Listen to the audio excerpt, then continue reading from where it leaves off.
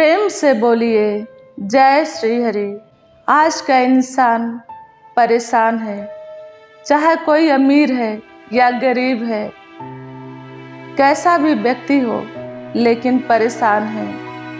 परेशानियों का कारण है इंसान प्रभु पे भरोसा नहीं करता। जिस दिन से अपनी परेशानियां परमात्मा पर छोड़ना शुरू कर देगा, सर्वशक्तिमान प्रभु निर्विकार परमात्मा जो इतना विशाल है, उसके आगे तो कुछ भी नहीं है। परेशानियां तो बहुत छोटी होती है, लेकिन व्यक्ति अगर इस मालिक पे भरोसा करना शुरू कर दे तो उसी दिन से सारी परेशानियां खत्म हो जाएगी। यह देखा गया है कि जिसने भी परमात्मा का सहारा लिया है, वह व्यक्ति परेशान तो हुआ है। कहते हैं कि धर्म लड़खड़ा जाता है, लड़खड़ाता है, लेकिन पराजित नहीं होता। अधर्म जीत जाता है, लेकिन जीत के भी उसकी हार होती है। तो याद रहे, आप परेशान ना हो, इस मालिक पे भरोसा करें, परमात्मा पर भरोसा करें। जिंदगी में चाहे जितनी बड़ी परेशानी क्यों ना आ जाए, लेकिन सहारा किसका लेना है? परमात्मा का, सर्वशक्तिमान प्रभु परमात्मा का। इंसान को हमने देखा भी है, कई ऐसे व्यक्ति हैं जिनके जीवन में कुछ नहीं है, बेसहारा है, लेकिन प्रभु का सहारा लिया है। आज दुनिया के सहारे उनके सामने हैं। कहते हैं जब मालिक हाथ रखता है सर पर तो हजारों हाथ आपके सर पर होते हैं, लेकिन अगर हजारों हाथ है, इस परमात्मा का हाथ अगर आपके सर पे नहीं है तो कोई भी हाथ आपके साथ नहीं होगा।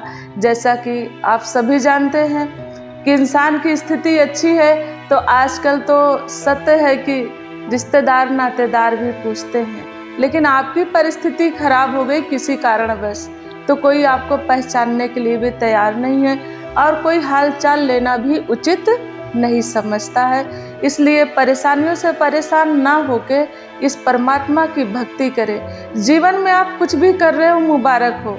कोई बिजनेस हो, छोटा हो बड़ा हो, कोई भी काम आपका हो, काम कैसा भी हो, लेकिन याद रहे कि काम के साथ जो भी कहते हैं ना, कहा भी गया कि वर्क इज वर्शिप, लेकिन जो भी आप कर रहे हो वो सब मुबारक है, लेकिन उसके साथ जो तन मिला है परमात्मा ने दिया है, सुंदर आंखें दी है, सुंदर हाथ दिया है। अगर हाथ पैर सही सलामत है, आंखें आपकी ठीक है, तो इस संसार में रह के अपने कार्य को करते हुए भगवान की भक्ति आप कर सकते हो। मेन तो आप यह समझो कि आपका जन्म क्यों हुआ है। जन्म इसलिए हुआ है कि इस परमात्मा को याद रखें। जैसे इंसान जाता है, एक मेला लगा होता है और उस मेले में अपने बच्चे के साथ जाता है, मेला देखता है, सामान भी खरीदता, लेकिन बच्चे का हाथ नहीं छोड़ता। उसे याद रहता कि मेरा बच्चा है, इसे घर लेके वापस जाना है, मुझे खुद भी जाना है। संसार भी इसी तरह एक मेले की तरह है। इंसान भूल जाता है यहाँ पर आकर भौतिक सुख साधनों को देखकर, और इस मालिक की बनाई हुई जो रचना है इसी में अपना वो खो जाता है, परमात्मा के अस्तित्व को भूल जाता है। लेकिन जिस दिन यह याद कर ले, वाह, सूरज निकलता है, फूल खिलते हैं और पानी भगवान ने दिया है, और इस तरीके से सर्दी है, गर्मी है, सारी चीज़ें इस मालिक ने बनाया है हमारे लिए, हम सबके लिए। और यह कैसे है? ये असीम सत्ता ही इसका संचालन कर सकती है। एक इंसान तो एक फैक्ट्री का संचालित करने में तो परेशान हो जाता है, यह मालिक तो पूरी दुनिया का संचालन करता है। इतना विशाल परमात्मा है। कहते हैं कि मुसीबत बड़ी कि भगवान। इसलिए आप याद रखें कि भगवान सबसे बड़ा है। जिसने सृष्टि बनाई है, इसका तो आदि है ना अंत है, ये था, है और रहेगा। ऐसे परमात्मा से जुड़कर भक्ति करें और मालिक को याद करते हुए अपने जीवन की यात्रा को तय करें। आपके जीवन में जैसी भी परिस्थिति आए, उसे शुक्राना करते हुए व्यतीत करें, ना कि मुंह बना के बैठे, ना कि दुख में रहें। जैसे कहते हैं कि कई बार ऐसे संत महात्माओं के जीवन में ऐसा हुआ है कि बहुत सारी परेशानियों का सामना करना पड़ा, लेकिन वह भी हंस के टाले हैं कि परमात्मा अगर आपको यह मंजूर है तो मुझे खुशी है। कहते हैं कि उन्हीं के हाथ में सब कुछ है, तो उनके हाथ में जब सब कुछ है तो उनके ऊपर छोड़ दें। छोड़ कैसे सकते हैं? तभी आप छोड़ पाओगे जब आपका जीवन सुंदर होगा, आपकी सोच सुंदर होगी, आपके विचार सुंदर होंगे, आपके कर्म अच्छे होंगे। कहते हैं जो कर्म अच्छा करता है उसे यह सोचने की ज़रूरत नहीं पड़ती है कि मेरा कल कैसा होगा। कर्म अच्छे हैं तो कल अच्छा होगा।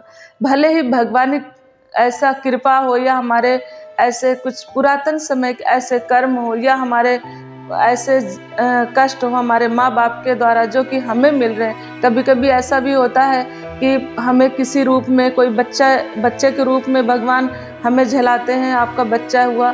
कभी ऐसा भी देखने को मिला कि वह बच्चा सीपी चाइल्ड है, बच्चे को ब्रेन ट्यूमर है, बच्चे को पैरालिसिस अटैक है, कुछ भी होता है। तो यह मान के चले कि कोई न कोई हमारे पूर्व जन्म के कर्म है, मालिक हमें इस बच्चे के रूप में झेलने के लिए दिया है। तो तब आप खुश हो जाएंगे, नहीं तो आप परेशान हो जाएंगे।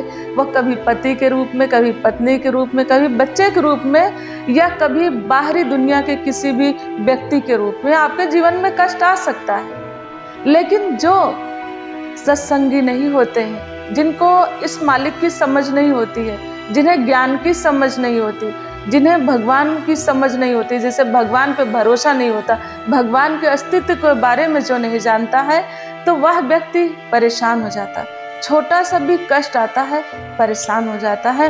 लेकिन परेशान नहीं होना है, प्रभु परमात्मा से जुड़कर इसकी भक्ति करते जाएं। कोई आपके जीवन में कोई कष्ट हो, परेशानी हो, इस मालिक के सामने रोएं, क्योंकि संसार के सामने रोएंगे तो दूसरे दिन वह व्यक्ति या तो फोन पर रोते हैं तो 1-2 दिन तो सुनेगा, तीसरे दिन से स्विच ऑफ कर देगा। और अगर किसी व्यक्ति विशेष के सामने रोएंगे तो 1000 में कोई एक होगा जो आपको सुनेगा, नहीं तो वह भी आपके पास बैठना बंद कर देगा।